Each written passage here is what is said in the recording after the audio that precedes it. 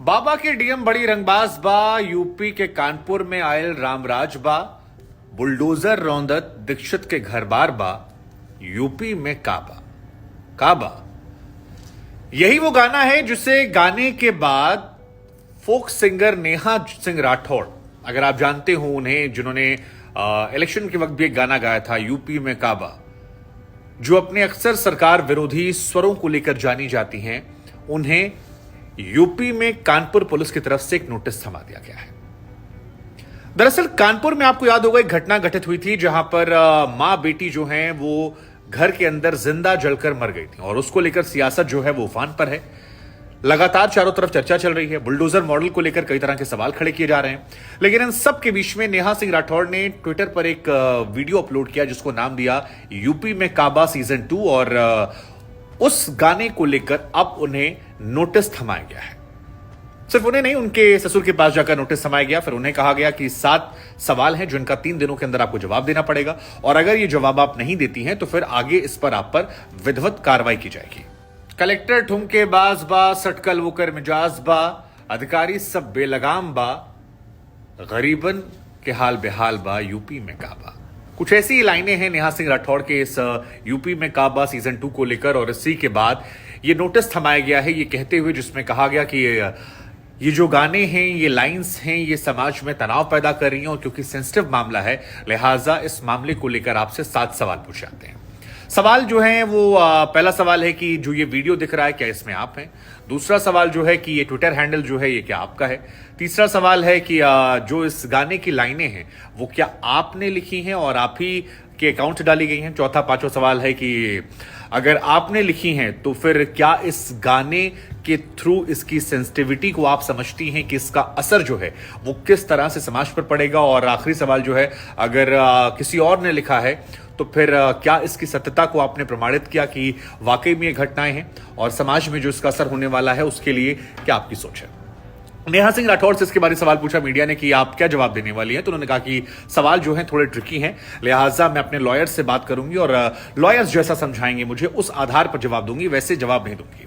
उधर अखिलेश यादव ने भी इसको लेकर तंज कसा है और एक काबा करके एक पोस्ट जो है वो उन्होंने भी सोशल मीडिया पर डाला है। लेकिन क्या ये नोटिस सही है? हालांकि नेहा को समर्थन में मिल रहा है। कुमार विश्वास की तरफ से समर्थन आया, कहा कि लड़की उत्सव बना, जश्न मना, क्योंकि जब किसी कवि के शब्द जो हैं सरकार को विचलित करने तो ये जश्न मनाने का वक्त होता है। और ये तो वो यूपी पुलिस है जो आजम खान की भैंस को किसी जमाने में ढूंढा करती थी, तो अब तुम्हारी दर पर पहुंची तो उसको लेकर परेशान होने की नहीं, उत्सव मनाने की जरूरत है। मैंने भी पंजाब सरकार को लस्सी पिलाई थी। कुमार विश्वास अपने अंदाज में एक तीर से 2 निशाना करते हुए, एक तरफ तारीफ करते हुए, दूसरी तरफ आम आदमी पार्टी की जो सरकार है पंजाब में उसको कटाक्ष करते हुए, क्योंकि उनका भी मामला चल रहा था। हालांकि इस वीडियो में जो नेहा सिंह राठौड़ ने ट्विटर पर डाला है उसमें वो पुलिस वालों से पूछती हुई नजर आ रही है कि कौन परेशान कर रहा है आप लोगों को। जिसके बाद पुलिसकर्मी और कुछ महिला पुलिसकर्मी कहते हैं कि आप परेशान कर रही है मैडम, और कौन परेशान कर रहा है, हम क्यों परेशान करेंगे किसी को, आप परेशान कर रही हैं। नेहा कहती है कि उनके ससुर जी को पहले गया मैसेज कॉल, उसके बाद उनके पति को गया। फिलहाल थोड़ा सा टेंशन तो होता ही है क्योंकि नॉर्मल मिडिल क्लास फैमिलीज में अगर कोई पुलिस वाला आए तो फिर बड़ी खबर हो जाती है, इसलिए थोड़ा टेंशन है। लेकिन लॉयर से बात करने के बाद और तमाम लोगों समझने के बाद इसका उचित जवाब जो है दिया जाएगा। लेकिन वो हैरान है कि उनके सवालों से यूपी पुलिस इतना परेशान क्यों हो गई।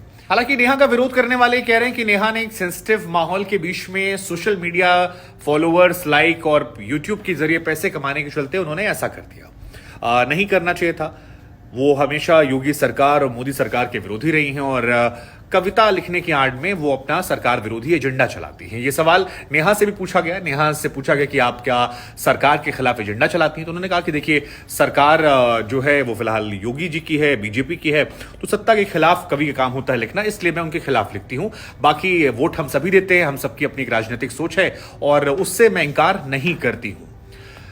नेहा सिंह राठौड़ को आमतौर पर जो उनको लेकर परसेप्शन है वो ये है कि वो बीजेपी सरकार के खिलाफ लिखती हैं और बहुत सारे लोग ये मानते हैं कि देश में जहां पर भी जिस राज्य में बीजेपी के खिलाफ घटनाएं होती हैं वहां पर वो मुखर हो जाती हैं।